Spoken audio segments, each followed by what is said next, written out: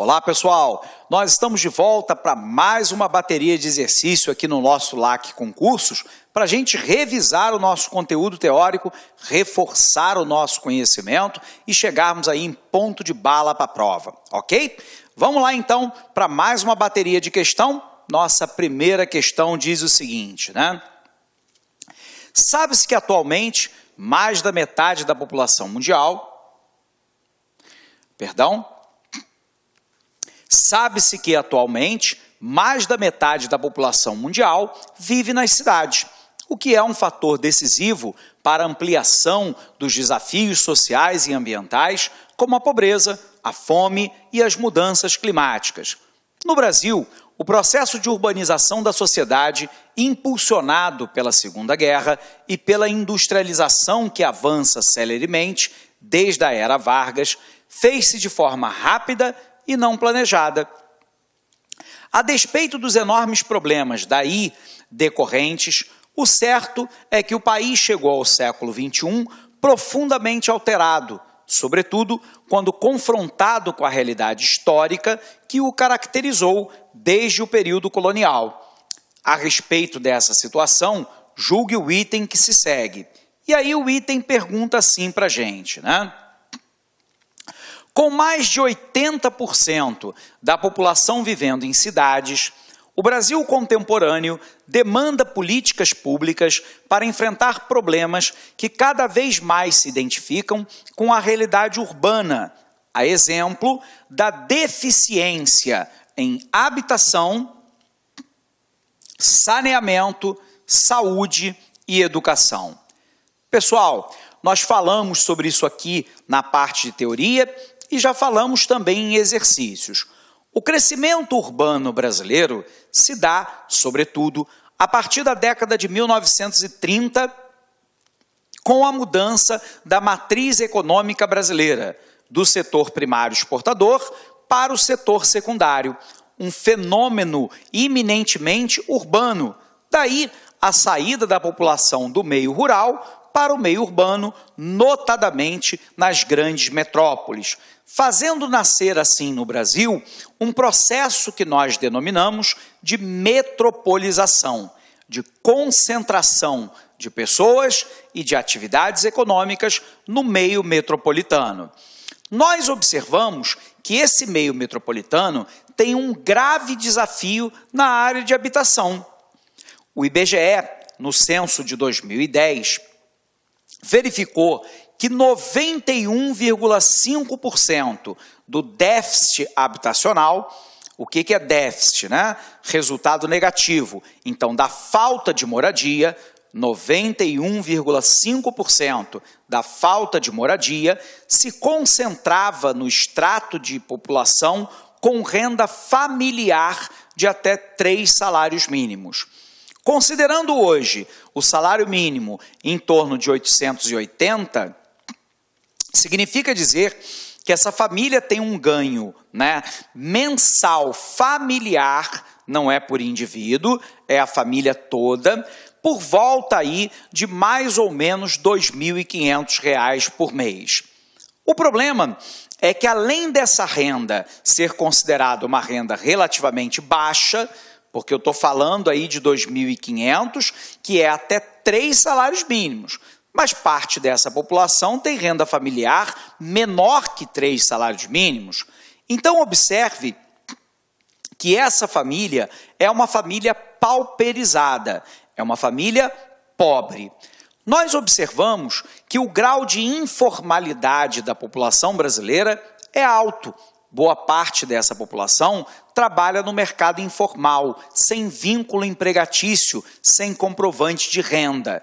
Nós vamos observar também que no mercado das grandes metrópoles, o valor dos imóveis e dos terrenos, de uma forma geral, foram encarecidos, porque a cidade cresce, num primeiro momento, de maneira horizontal. Quando ela estoura a sua capacidade, ela começa a crescer verticalmente. E quando ela estoura a sua capacidade, ela vai para a região metropolitana, para as cidades do entorno da metrópole, que se encontram conurbadas com ela. Observe, então, que o problema da habitação é um problema grave, gerando favelização e periferização da mão de obra. Outra questão, saneamento. Quando nós falamos em saneamento, é muito comum que a maioria das pessoas pense em água potável tratada, encanada ou esgotamento sanitário. Mas, na verdade, nós estamos falando de 3 elementos, né? Nós estamos falando da água potável, canada, tratada e distribuída. Nós estamos falando do esgotamento sanitário e do lixo urbano, que tem que ser recolhido e tratado. Então, um segundo desafio, sem dúvida alguma, é o saneamento, já que nós temos um percentual muito grande das moradias que muitas vezes são abastecidas pela rede de água e de coleta de esgoto, mas não são abastecidas com o tratamento desse esgoto e nem mesmo com o recolhimento e tratamento adequados do lixo urbano. Portanto, o saneamento é sim um desafio. É um desafio também a saúde? Com certeza, até porque o Brasil ele tem uma forte ênfase na saúde curativa. Pessoal, o que é a saúde curativa? É aquela na qual o sistema de saúde espera que a pessoa fique doente para atendê-la. Esse sistema, óbvio que tem que existir, porque ninguém pede para ficar doente em sã consciência. Porém, esse sistema é um sistema caro, é um sistema ineficiente, que demanda profissionais da saúde, como médicos, enfermeiras, técnicos e assistentes de enfermagem, pessoal administrativo, limpeza, segurança, manutenção e por aí vai. Todos os países que trabalham a saúde de maneira mais holística, mais ampla, trabalham também com a saúde preventiva, com vacinação não somente de crianças, mas de jovens e adultos e idosos, de hábitos alimentares mais corretos, de incentivos a práticas esportivas, ao mesmo tempo do cuidado com a saúde mental dessa população e não somente da parte física, de saneamento básico adequado. Então, a saúde é um problema? Claro que sim. A educação, talvez uma das maiores mazelas do nosso país. O Ricardo Boechat, que é apresentador do Jornal da Band, ele uma vez me saiu com uma frase e que eu concordo.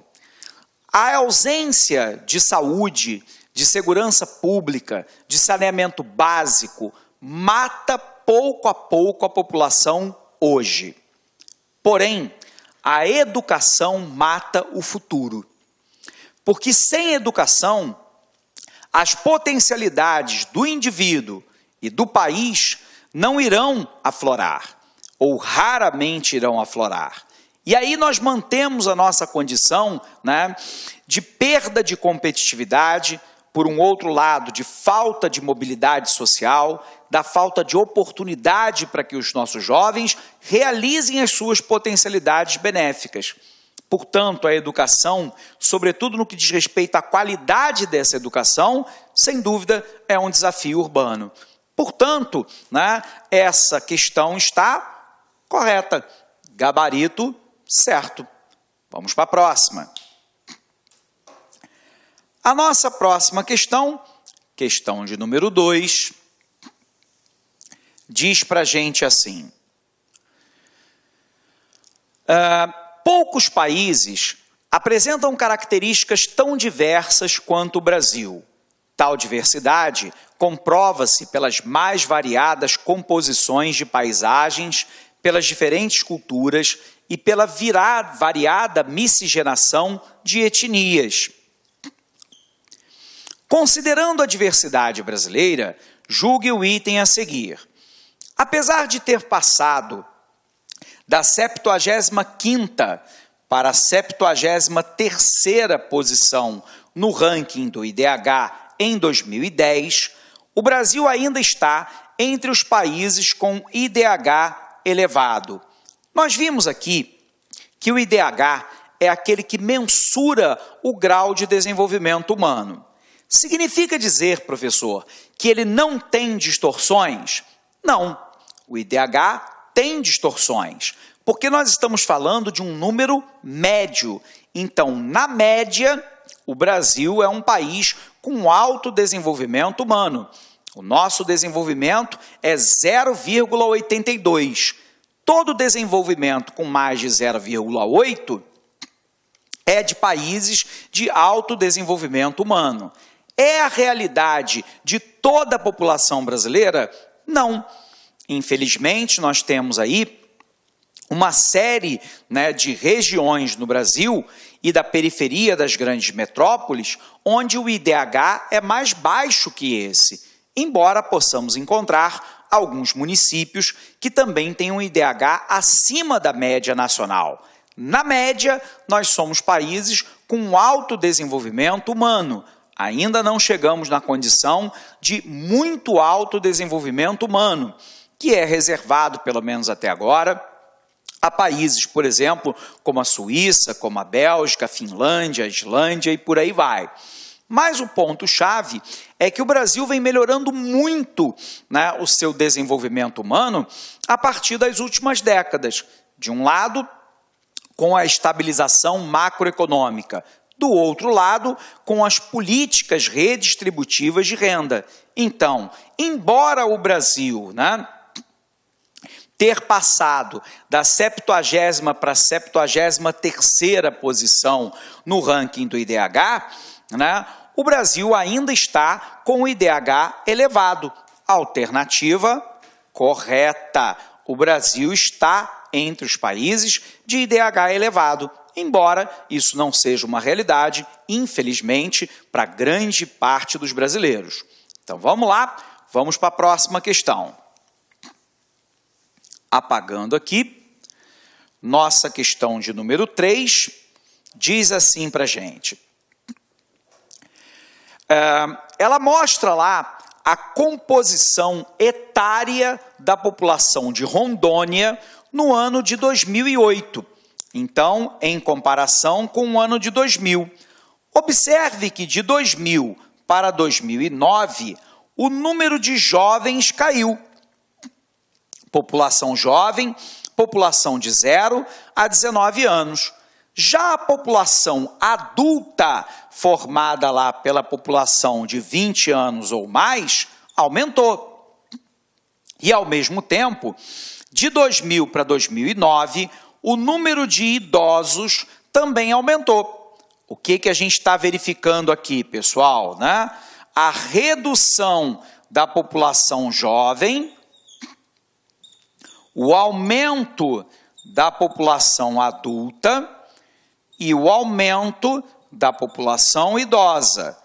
Sair dessa composição para essa composição, trata-se lá da famosa transição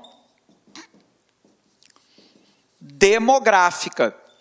Eu estou saindo de um país jovem para me tornar cada vez mais um país adulto e, no futuro, cada vez mais um país idoso. E isso se reflete também na população de Rondônia. Vamos para a pergunta. Vamos apagar aqui. Quando nós pegarmos um tipo de questão como essa na nossa prova, nós vamos resolver item a item. É a melhor forma de você ter a certeza da alternativa correta. Então, vamos lá. A primeira afirmativa diz assim: a evolução da população jovem está relacionada à taxa de fecundidade. Se a taxa de fecundidade diminui, diminui também o grupo de jovens. O que é taxa de fecundidade, pessoal? Número médio de vezes em que as mulheres engravidam durante sua vida fértil. Se a taxa de fecundidade diminui, óbvio que o número de jovens diminui. Alternativa verdadeira. Segunda alternativa.